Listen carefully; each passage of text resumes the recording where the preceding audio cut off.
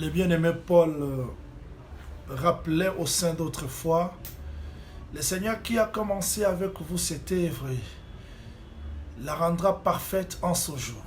Et nous croyons par la grâce du Seigneur que ce soir, il nous a fait encore grâce pour nous retrouver dans notre rendez-vous de la mission de l'Église. Je dis que la paix du Seigneur vous soit accordée partout dans le monde.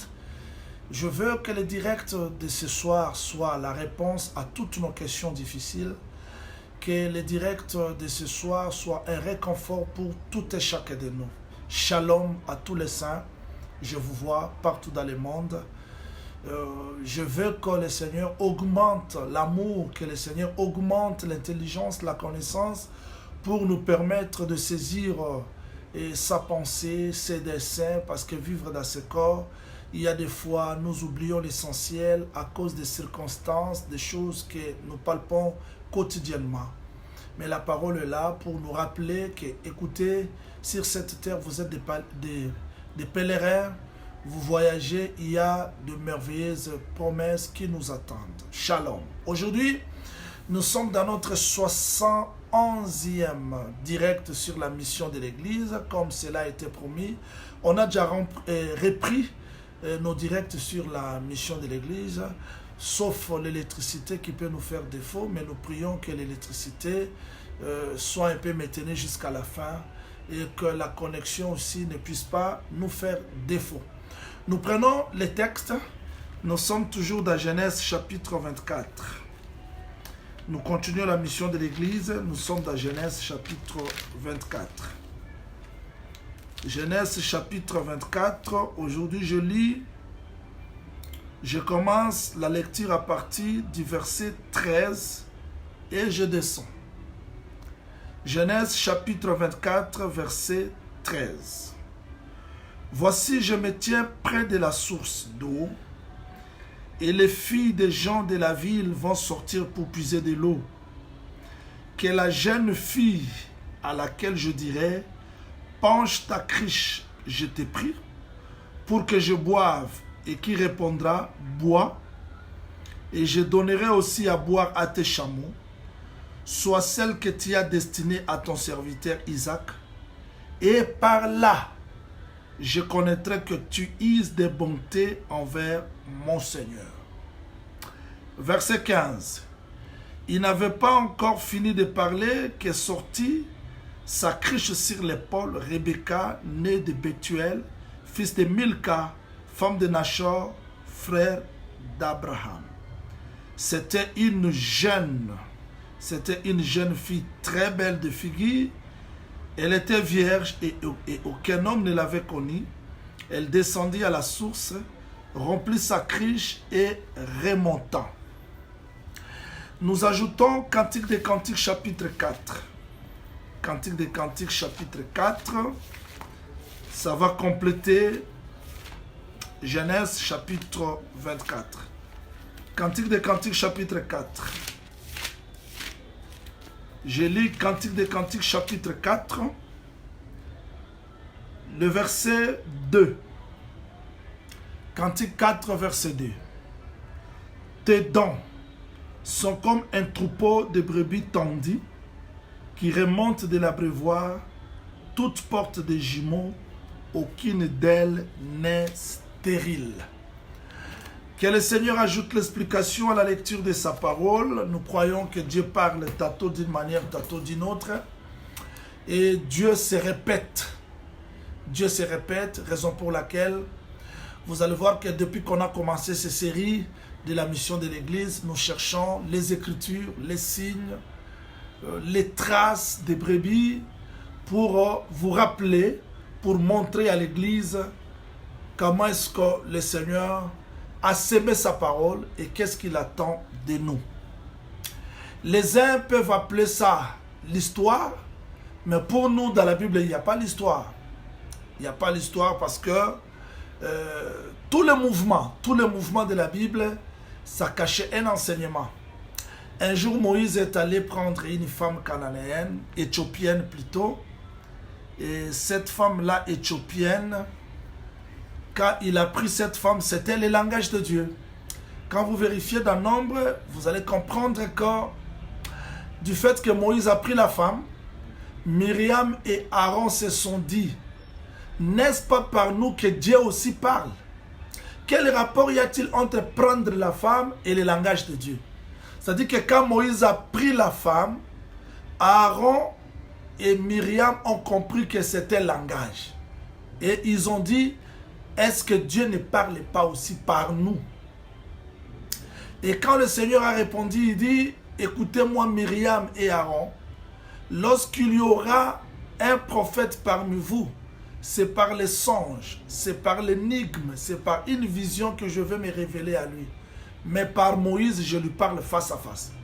Même la réponse de Dieu, c'est-à-dire le fait de Moïse de prendre la femme, c'était le langage. Dieu a parlé. C'est-à-dire, les mouvements de la Bible, ce sont des langages. Voilà pourquoi dans Romains chapitre 15, verset 4, le texte dit clairement que tout ce qui a été écrit d'avance l'a été écrit pour notre instruction, afin que par la consolation que donnent les Écritures, nous possédons l'espérance. C'est-à-dire, ce sont des langages que Dieu a parlé, que Dieu a scellé. Et nous sommes heureux parce que le Saint-Esprit, par sa grâce, est venu nous révéler les choses que le Seigneur a cachées dans les Écritures. Nous venons de lire une écriture très importante. Je sais que ça fait 2 mois que nous sommes toujours dans cette écriture. Les serviteurs d'Abraham, l'étendard de tous ses biens, le serviteur le plus ancien, avait la mission d'aller prendre la femme dans le pays d'Abraham, ramener cette femme à Isaac. Voilà la mission. La mission ne s'arrête pas par le choix de la femme. La mission ne s'arrête pas par prêcher, parler à la femme, donner les cadeaux à la femme. Mais la mission ne peut être accomplie que si la femme est capable de quitter sa demeure, son pays, sa ville, sa patrie, pour aller rencontrer le mari Isaac. Voilà pourquoi ces derniers temps, j'insiste sur la récite de la mission. Oui, l'étendard le plus ancien avait tous les biens d'Abraham. Mais c'était pour ravir le cœur de la femme, ramener celle-ci à Isaac pour que la mission soit accomplie. Et nous croyons toutes les grâces, les capacités, les dons, richesses, connaissances, sagesse que Dieu nous a données, le ministère de la parole, connaissance, révélation, c'est pour que l'Église, pour qu'un peuple soit capable d'être ramené au Seigneur Jésus-Christ. Là, la mission sera accomplie. Par nos directs, nous rappelons aux hommes de Dieu, nous rappelons aux enfants de Dieu la mission. La mission est que tous les dons que Dieu nous a donnés, ce n'est pas pour nous frapper la poitrine, mais c'est pour permettre à un peuple qui était lointain de retourner vers celui qui est le maître ou la source de tous ces dons. Je veux dire le Seigneur Jésus-Christ. C'est-à-dire la mission, nous pouvons nous marier, avoir tout sur la terre, mais la mission ne sera accomplie que quand nous serons capables de retourner vers le Seigneur. Alors, nous allons comprendre qu'il nous a aimés pour, pas seulement cette vie terrestre, mais il nous a aimés pour nous ramener vers lui. Voilà la mission. Voilà pourquoi dans Ésaïe, si nous prenons le livre d'Ésaïe, chapitre 55, vous allez voir, là, je cherche par des exemples, par des langages de Dieu, pour montrer au peuple du Seigneur la mission. Ésaïe, chapitre 55. Le texte dit ceci. Ésaïe 55, verset 10 jusqu'au 11e verset. Comme la pluie et la neige descendent des cieux et n'y retournent pas sans avoir arrosé. Retenez bien, la pluie et la neige descendent des cieux et n'y retournent pas sans avoir 1. Arrosé, 2. Féconder la terre, 3. Fait germer les plantes sans avoir donné de la semence au semeur et du pain à celui qui mange.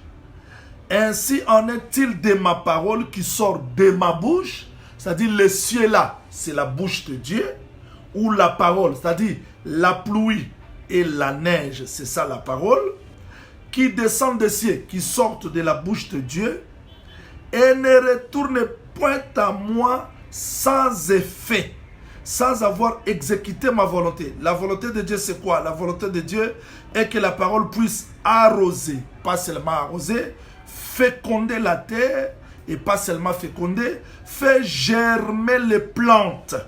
Et pas seulement ça, donner de la semence au semeur, parce que le semeur doit continuer la semaille, et du pain à celui qui mange. Maintenant, le Seigneur compare sa parole. C'est-à-dire, la parole doit exécuter sa volonté et accomplir ses desseins. C'est ça la mission. C'est-à-dire, le message, la parole que nous recevons doit arroser. Ce sont des choses que nous allons étudier ça. C'est-à-dire, la parole doit arroser, doit faire germer, féconder, pour retourner au semeur la semence. Et cette semence doit être perpétuée. Et pas seulement la semence pour arroser, pour s'aimer, mais aussi le pain. C'est-à-dire, cette pluie qui est la parole qui sort de la bouche de Dieu doit faire un travail, exécuter la volonté de Dieu sur la terre. Et pas seulement exécuter la volonté de Dieu sur la terre, retourner à Dieu la semence qu'il a sémée, parce qu'il aura encore besoin de la semence pour la continuité et le pain pour sa nourriture. Ça, c'est très important. Ce sont des choses que nous voulons étudier aujourd'hui. C'est-à-dire la mission de l'Église. La mission de l'Église ne commence pas par l'Église. C'est Dieu qui doit envoyer premièrement sa parole. Voilà pourquoi vous allez comprendre ces textes. Vérifions ensemble avec moi. Je suis toujours dans Genèse chapitre 24. Je veux que le Seigneur vous accorde l'intelligence pour me comprendre. Je suis toujours dans Genèse chapitre 24. Je lis le verset 43. Ça, c'est le tendant le plus ancien qui parle. Il dit, « Voici, je me tiens près de la source d'eau. » Je vais insister sur ce point. Le tendant le plus ancien est envoyé par Abraham d'aller chercher la femme. Mais il cherche la source pourquoi? Il cherche la source pourquoi? Retenez ce que je venais de dire tout à l'heure avec le prophète Esaïe. La pluie, quand elle sort de la bouche de Dieu, la pluie comme la parole. C'est-à-dire la source de la pluie, c'est la bouche. La source de la parole, c'est la bouche. Quand cette pluie sort, elle doit aller à la terre, faire quoi? Premièrement, arroser. Deuxièmement, faire féconder, c'est-à-dire donner la capacité à la terre, même si la terre était déserte, que la terre soit capable de devenir féconde. Nous avons vu la pluie, la parole, quand elle a visité Abraham. Sarah qui était désert, Sarah qui était liée aride, la parole a arrosé, la parole a fécondé, la parole a fait germer et au retour nous avons vu Isaac. C'est ça la mission. Nous avons vu la même parole qui est allée chez Marie. Marie qui était vierge. Mais la parole a germé, a arrosé, a fécondé et a fait sortir un pain. Et pas seulement le pain, aussi la semence. Parce que la parole qui sort dans nous, Dieu en a besoin pour s'aimer afin de continuer l'œuvre et le pain qui doit retourner au sévère. Voilà la mission de l'Église. C'est ça la mission. Donc si nous sommes l'Église, ce n'est pas pour nous contenter de tout ce que nous faisons, de tout ce que nous sommes, mais c'est pour retourner l'œuvre, la semence, le pain à celui qui a envoyé la parole. Et c'est très important, c'est ça la mission. Voilà pourquoi le tendant le plus ancien est allé. Il dit ceci, je m'étais tenu près de la source d'eau. Pourquoi il est allé à la source? Pourquoi choisir la femme à la source? Quand vous vérifiez Jérémie chapitre 2, verset 11 jusqu'au 13e verset, le texte dit, Jérémie chapitre 2, Jérémie vient compléter Ésaïe chapitre 55, verset 10 à 11. Voilà ce que le prophète Jérémie dit. Jérémie chapitre 2. Je suis dans Jérémie chapitre 2, verset 11, jusqu'au 13e verset. Le texte dit, y a-t-il une nation qui change ses dieux, quoiqu'il ne soit pas de Dieu? Et mon peuple a changé sa gloire contre ce qui n'est d'aucun secours. Si et soyez étonnés de cela, frémissez d'épouvante et d'horreur. Car mon peuple a commis un double péché. Ils m'ont abandonné, moi qui suis une source d'eau vive. Voilà. Nous avons compris que la source d'eau vive, c'est Dieu lui-même. Il dit, ils m'ont abandonné, moi qui suis une source d'eau vive, pour se creuser des citernes crévassées qui ne retiennent pas l'eau. Ésaïe a dit que la pluie sort des cieux, arrive à la terre pour faire quoi? 1. Arroser. 2. Germer. 3. Féconder. Et quand la pluie qui sort des cieux descend à la terre, arrose, germe, féconde, il y a le résultat. C'est ça la mission de l'église. C'est-à-dire le résultat est que la terre soit capable de produire la semence. La semence quoi? Remettre au semeur ce qu'il avait semé. C'est-à-dire la semence, si le semeur a semé l'arachide, la terre qui a reçu la pluie, bien sûr, doit remettre au semeur l'arachide pour lui permettre de continuer la semence et donner aussi au semeur le pain. Maintenant, le prophète Ésaïe interprète cette pluie-là, c'est la parole. C'est la parole quand elle sort de la bouche de Dieu. On a compris que le ciel, c'est la bouche de Dieu. Vous serez d'accord avec le prophète Ésaïe. Élie plutôt qui avait dit au roi Akab, la pluie ne tombera pas sinon à ma parole. C'est-à-dire, il a lié la pluie à la parole parce que la pluie, c'est le... Donc, la parole, la bouche, c'était le ciel. Et parce que Israël a rejeté la parole de l'Éternel, l'Éternel a fermé le ciel, c'est-à-dire fermé la bouche. Parce que la bouche, c'est ça l'origine, la source de la pluie. Maintenant, quand la parole sort de Dieu, elle doit exécuter ses desseins, sa volonté. C'est-à-dire, cette parole doit arroser la terre, cette parole doit faire germer.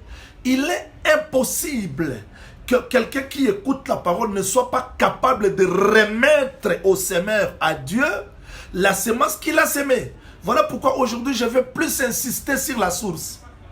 Parce que la mission ne peut pas être accomplie si nous partons chercher, si nous partons être accrochés quelque part. Non, Dieu lui-même explique quand l'étendard le plus ancien dit que je m'étais tenu à la source et c'est là, à partir de la source qu'il a intercédé. Voilà son intercession. Il dit, je me tiens près de la source d'eau.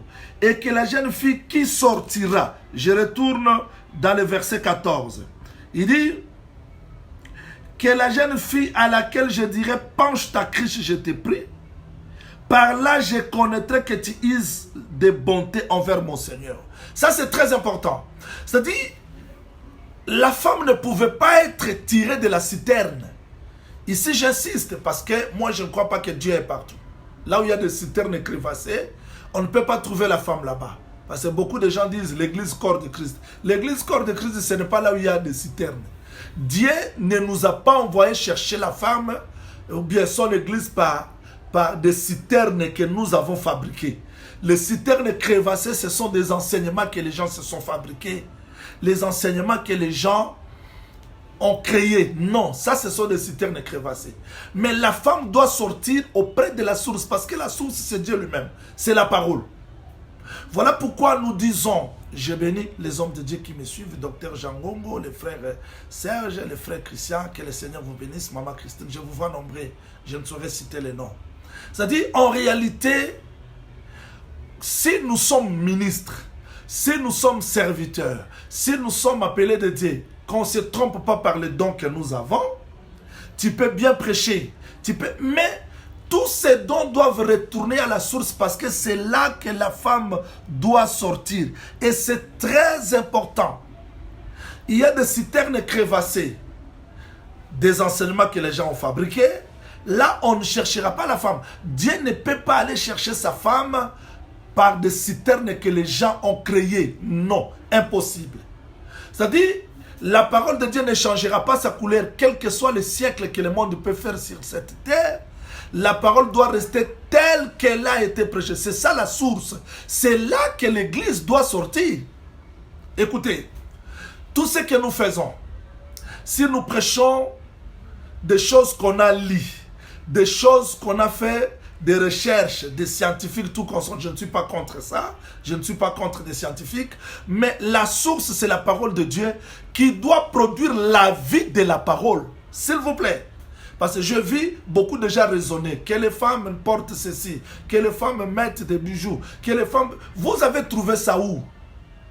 Non, quand Paul parlait là-bas, non, il faut retourner à la source. La source, ce sont des choses que Dieu lui-même a placées dans la Bible, qui ne doivent pas être changées, quel que soit le temps, quelle que soit l'évolution. C'est-à-dire, Dieu ne peut pas aller chercher la femme dans des organisations des hommes, par des raisonnements des hommes. Non, les tendants les plus anciens ont compris que je dois aller à la source, non dans des citernes crévassées. Et puis, j'insiste que cette source, c'est la parole de Dieu. Proverbe chapitre 20, verset 5. Même le frère Jacques nous explique clairement que le cœur de l'homme, c'est la source. C'est la source. Maintenant, la bouche, c'est l'ouverture. C'est-à-dire que si la bouche est fermée, on ne peut pas puiser. Si la bouche est ouverte, c'est alors qu'on peut puiser. Maintenant, j'insiste aux prédicateurs, aux hommes de Dieu, au peuple du Seigneur, j'ai toujours insisté, la lèpre c'était l'affaire du sacrificateur, mais tout Israélite devait prendre garde de la plaie de la lèpre. Et c'est très important. Donc quand nous insistons, c'est pour que le serviteur et le peuple soient éveillés, pour qu'ils comprennent où est-ce que nous travaillons. Nous travaillons dans des citernes crevassées ou dans la source. Parce que les tendants les plus anciens, voilà ce qu'il dit. Je me tiens à la source. La femme qui sortira. Il n'a pas dit la femme qui va me servir d'eau. Mais qui va pencher. C'est-à-dire, quand la femme penche, la cruche est restée sur l'épaule. Mais il y a une relation entre les tendants les plus anciens et Rebecca. C'est-à-dire que la cruche ne quitte pas l'épaule. Mais elle a seulement penché. Donc, entre les tendants les plus anciens et Rebecca, il y a un intermédiaire, c'est l'eau de la source. Maintenant, quand on travaille, il faut veiller. Parce que c'est cette eau-là qui est la source. C'est là que nous sommes allés chercher la femme. Et c'est très important. Voilà pourquoi les tendants les plus anciens étaient clairs. Il dit, si cette femme-là me donne l'eau, si la jeune fille me donne l'eau, si elle penche, je saurai que tu as usé la bonté envers ton serviteur. Comment l'eau peut être l'explication de la bonté? C'est ce que Jésus a dit à la femme samaritaine. Donne-moi l'eau. Si tu connaissais les dons de Dieu. C'est-à-dire, la femme, parce qu'elle n'a pas donné l'eau, elle n'a pas compris les dons de Dieu. Donc, si elle connaissait, vous voyez, c'est-à-dire, les tendants les plus anciens disent que si cette femme-là me sert d'eau, je comprendrai que j'ai trouvé grâce. Je comprendrai que tu uses de bonté envers mon Seigneur. Mais bien aimé, tout ce que nous pouvons faire, si nous semons la chair, nous allons moissonner la chair. Parce qu'on ne peut retourner à nous que ce que nous avons semé. La terre ne peut retourner à nous que la semence que nous avons déposée. Voilà pourquoi j'insiste aujourd'hui aux hommes de Dieu de faire beaucoup attention sur les enseignements que nous donnons.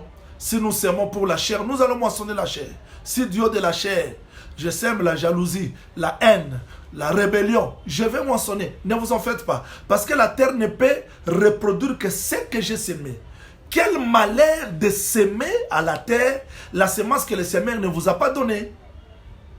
La semence que Dieu nous a donnée, c'est l'amour, c'est la crainte de Dieu. Si une église est incapable de craindre Dieu, c'est là où moi je meurs. Comment, prophète Jean-Willy, tu peux devenir prédicateur? Tu vas nous donner quoi? Qu'est-ce que la parole a fait dans ta vie? Parce que la parole doit premièrement arroser, féconder. C'est-à-dire, si je manque de capacité, c'est comme la terre. La terre n'avait pas besoin d'avoir la foi pour produire les paroles. Parce que Dieu a sémé. Il dit seulement, que la terre produise. Cette parole était capable d'aller chercher la terre où elle était. Cette parole était capable d'arroser, de féconder. Donc même si la terre était stérile, vierge, la parole est capable d'arroser, de féconder, de faire germer. C'est-à-dire, on ne fait pas de l'effort. C'est ce que frère Paul a dit. J'ai semé, j'ai planté, Apollos a arrosé, mais celui qui fait croître, c'est Dieu. C'est-à-dire que quand la semence est semée, il faut que Dieu soit capable d'accompagner cette semence. Et c'est très important. Et l'étendard le plus ancien est allé, le serviteur le plus ancien, l'étendard de tous les biens d'Abraham, est allé à côté de la source, parce que la femme ne peut sortir que de la source. Ici, j'insiste, la source, c'est la parole. Quand je lis dans ma Bible, j'ai vu comment est-ce que la vie de Salomon était en danger. Adonijah régnait. Mais j'ai aimé ce que Nathan a fait. Nathan n'est pas allé prêcher à la mère de Salomon autre chose. Il a seulement pris les paroles prononcées par David. Il a mis ça dans la bouche de la mère de Salomon. Va, répète ces paroles devant le roi. Tu as prêté le serment. Je vous dis au nom du Seigneur Jésus-Christ que la parole de l'évangile, c'est le serment. Que Dieu ne peut pas renier ce qu'il a déclaré de sa bouche. Et si nous entrons chez Dieu avec sa propre parole, comme il est l'esclave de sa parole, il va nous agréer. Il n'y a rien qui peut nous présenter devant Dieu. On ne peut pas servir Dieu par nos propres émotions. Ce que nous allons pencher, c'est ce qu'il a mis dans nous. C'est-à-dire, ce que Rebecca a puisé dans la source, c'est cette eau-là qu'elle va remettre à l'étendard le plus ancien.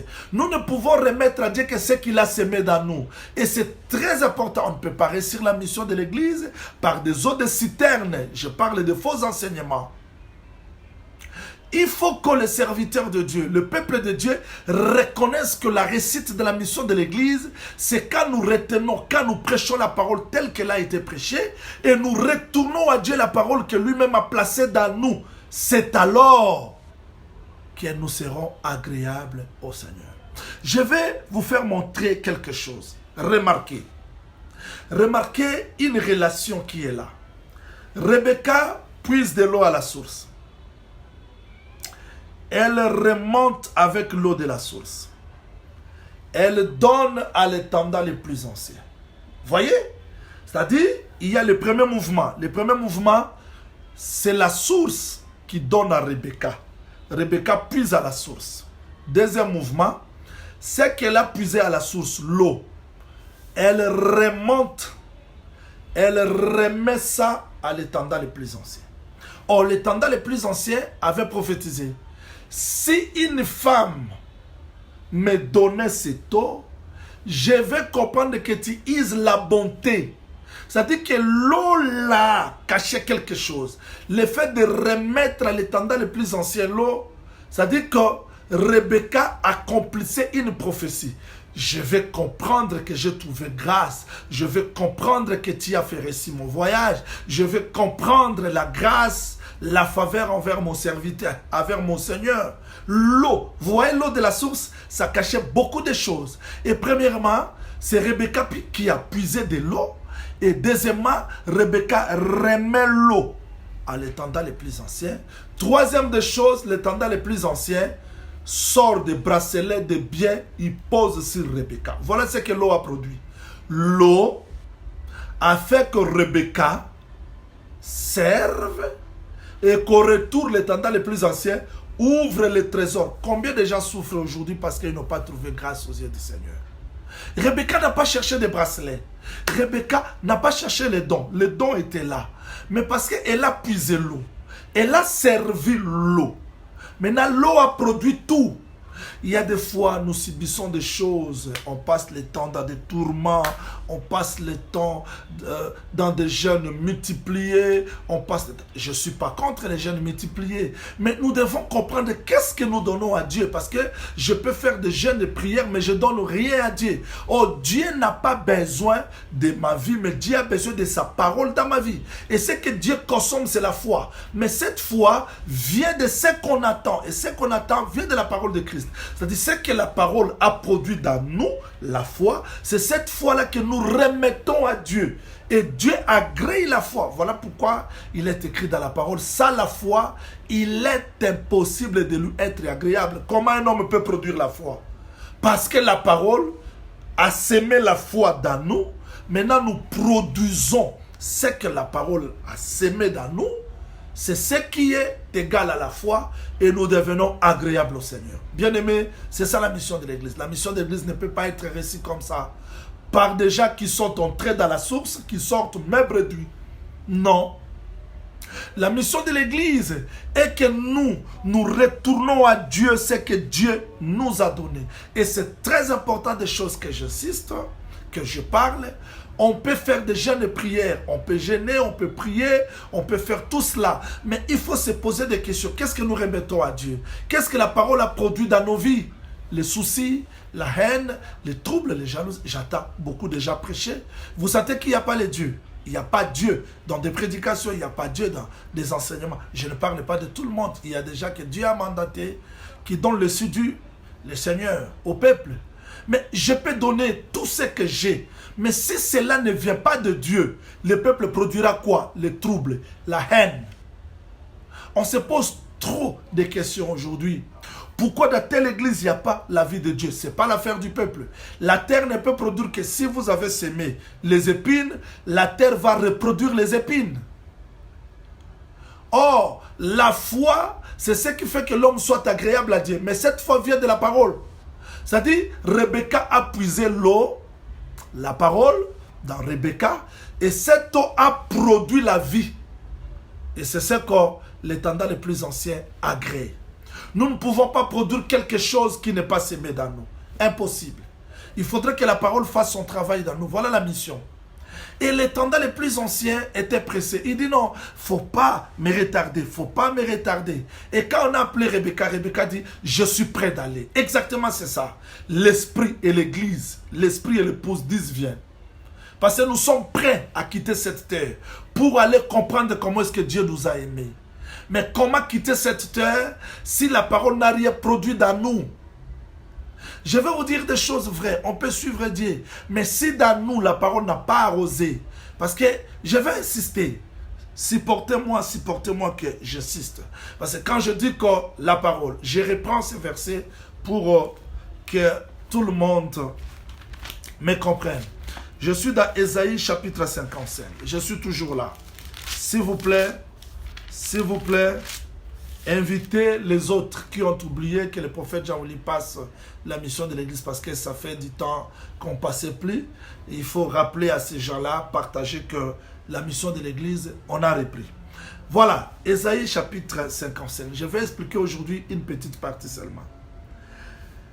Je suis dans le verset 10. Comme la pluie et la neige descendent des cieux et ne retournent pas sans avoir arrosé. 1. Féconder la terre. 2. Et fait germer les plantes. Ainsi en est-il de ma parole qui sort de ma bouche et ne retourne point à moi sans les effets, sans avoir exécuté ma volonté et accompli mes desseins. Comment est-ce que la terre de l'homme doit être labourée? Nous avons de cœur, parce que cette terre-là, c'est le cœur de l'homme. La parole ne doit pas être écoutée seulement aux oreilles, mais dans le cœur. Voilà pourquoi frère Paul disait aux Éphésiens, ayant attendu que vous avez reçu la parole, je fléchis mes genoux, demandant au Seigneur qu'il illumine les yeux de votre cœur. C'est au cœur que nous devons comprendre, c'est au cœur que nous devons recevoir la parole de Dieu. Voilà ce que le Seigneur a expliqué dans Matthieu chapitre 13. Celui qui écoute la parole, qui ne la comprend pas. Celui qui écoute la parole qui est étouffée, c'est comme quelqu'un qui a reçu mais dans son cœur. Voilà. C'est-à-dire la parole doit produire les effets si on la reçoit dans le cœur, non seulement dans la tête. Et c'est très important. Mais qu'est-ce que la parole doit faire? La parole doit germer. Il y a tout un processus. Je suis dans Ésaïe chapitre 28. Vous allez comprendre ce que la parole doit produire dans nos vies. Je suis dans Ésaïe chapitre 28. Ésaïe chapitre 28, je lis le verset 24. Celui qui laboure pour s'aimer, laboure-t-il toujours? Ouvre-t-il, brise-t-il toujours son terrain? Voilà, la parole doit briser le cœur. La parole doit ouvrir, c'est-à-dire il faut que la parole de Dieu trouve l'espace dans nos cœurs. Nous avons beaucoup de gens qui écoutent Dieu en train de leur parler. Dieu parle sur un point, il dit bon, il a prêché mais moi je reste comme ça. Non, la mission ne peut pas être réussie si nous gardons nos positions, nos rancines, nos difficultés. Il faut que la parole soit capable de faire des choses dans nos vies. Écoutez, quelqu'un va me poser la question, prophète Jean-Willy, tu veux dire quoi? Voilà, je suis dans 2 Corinthiens chapitre 6. 2 Corinthiens chapitre 6, je commence par le verset 11 et je descends. Notre bouche s'est ouverte pour vous, Corinthiens. Notre cœur s'est élargi. Vous n'êtes point à l'étroit, mais c'est votre cœur qui est rétréci pour nous. Rendez-nous l'appareil. Je vous parle comme à mes enfants. Élargissez aussi votre cœur. Frère Paul s'adressait au cœur parce que c'est ça le centre de tout. Nous avons des rancines, nous avons des problèmes. Il y a des gens qui prient, mais remplis de rancines, remplis de difficultés parce que le cœur n'est pas élargi. Le cœur n'est pas élargi. Nous devons élargir le cœur, donner la place à la parole, de labourer parce que la parole doit faire un labour. La parole doit briser l'orgueil, la parole doit briser tous les moi. Parce que le vrai obstacle de l'homme qui empêche la parole de produire les effets, c'est le moi. L'orgueil de l'homme. Tout ce qu'on a connu comme problème, difficulté, je vous dis au nom du Seigneur Jésus-Christ, le diable suscite des problèmes de difficulté pour empêcher ton cœur d'être élargi à la grâce du Seigneur. Il y a des fois, tu peux te poser des questions, faire des soucis. Comprends que ce sont les risques de l'ennemi qui fait que ton cœur soit rétréci à la parole, à la volonté de Dieu. Tu ouvres ton cœur à la distraction de ce monde, aux paroles de découragement, de négligence. Tout ce que tu attends de l'ennemi, ça pénètre dans le cœur. Mais la parole de Dieu ne trouve pas la place parce que ton cœur s'est élargi aux choses de ce monde. Tu attends ce que ton cœur te dit, ce que ta tête te dit, ce que le monde te dit. Mais je suis venu te dire aujourd'hui que la parole doit avoir la place dans ton cœur pour produire les effets. Rebecca n'a pas cherché l'or, n'a pas cherché le mariage, mais la source a aidé à Rebecca de remettre l'eau, de servir l'eau, et à partir de cette eau-là, il y a eu des miracles, il y a eu le changement de beaucoup de choses dans sa vie. Je veux que le message de ce soir vous accorde la vie de Dieu. Je veux que le message de ce soir vous accorde la capacité de servir le Seigneur. Écoutez, nous venons de lire un texte que je n'ai pas pu expliquer ça le samedi passé et aujourd'hui aussi parce que le temps nous est déjà parti. Mais je l'expliquerai aujourd'hui, Seigneur, même le samedi prochain, parce que cette semaine, je vais beaucoup travailler. Mais par la grâce du Seigneur, je vais expliquer cela. Ici, on voit une femme silamite qui remonte de l'abreuvoir, de la source. Mais quand elle sortait, elle n'était pas stérile. C'est-à-dire, personne ne peut écouter la vraie parole et sortir stérile. Impossible. Il a dit ceci à Pierre. Il a dit à Pierre que ce que tu as laissé pour moi, si quelqu'un a abandonné. Écoutez, je vis un frère dans la Bible parce que son cœur n'était pas là. Il dit, je vais suivre le Seigneur. Le Seigneur dit, abandonne tout, suis-moi. Il n'a pas compris. La parole n'a pas trouvé sa place dans son cœur. Il fallait qu'il pose à Pierre la question. Quand Pierre avait péché, il avait les poissons là, mais le Seigneur a dit, suis-moi. Pierre a tout abandonné, mais il n'a pas perdu. Est-ce que si ses frères avaient tout abandonné, suivre Jésus, qui avait dit à ses frères-là qu'il n'allait pas récupérer ce qu'il a perdu? Il allait récupérer. Il y a des fois, nous ne comprenons pas Dieu parce que nos cœurs sont remplis de soucis, nos cœurs sont remplis de distractions, nos cœurs sont remplis de choses de ce monde. Aujourd'hui, je veux que ce message libère nos cœurs. S'il y a des soucis, des difficultés, Je veux que le message de ce soir libère nos cœurs, que nous soyons capables de palper les promesses de Dieu.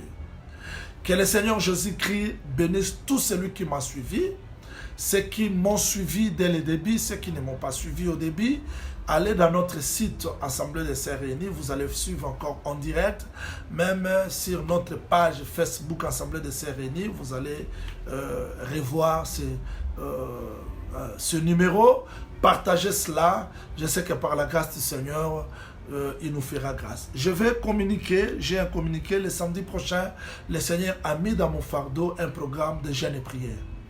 De jeûne et prière, c'est-à-dire le direct de samedi prochain, nous aurons un temps de la prière, une exhortation de 30 minutes, mais nous aurons beaucoup de temps de la prière. Et ce samedi-là, on va commencer la prière par groupe Constellation du matin jusqu'au soir. Toi qui traverses des moments difficiles, te faire des soucis, ça ne change rien. Mais restons dans la présence du Seigneur. Laissons cette parole nous pénétrer. Le Seigneur est capable de faire réussir sa parole dans notre vie. Partagez ces numéros et les rendez-vous est pour les samedis prochains. Que le Seigneur Jésus-Christ vous bénisse. Ciao.